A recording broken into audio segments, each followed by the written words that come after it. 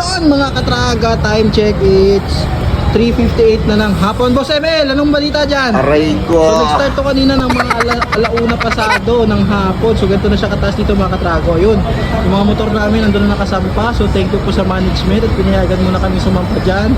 So as of now, wala na pong makapasok na customer. At wala na rin mga makadaan yan. Pero yung tricycle na yun, Aray ayun, ko. yung mga katraga, sinuong pa rin niya. Tapos yung iba, ayun, nagsisiuwian na sila. Si Boss Joe, nakatayo dito sa tabi ko. Si Boss Emil nandun, tsaka may mga truck na standby dito mga katraga. At the same time, meron kaming customer na umuwi na, iniwanan na muna yung kanyang sasakyan. Sana hindi na ito masyado tumaas para mabalikan niya yan. Tsaka congratulations sa ating flood control, hindi pa rin natin makontrol. At Aray ganyan ko. pala makakadaan na ngayon yung mga ganyang sasakyan. Kasi yung yellow na guhit doon sa Center Island, ayun, umaalo. Aray ko. Ang guhit doon sa Center Island na kulay dilaw ay hindi na po pansinin. So ito lang muna yung update natin mga katraga. Dito kami sa may tapat ng Wilcon Sukat, Dave Salvador! So yun. Yan!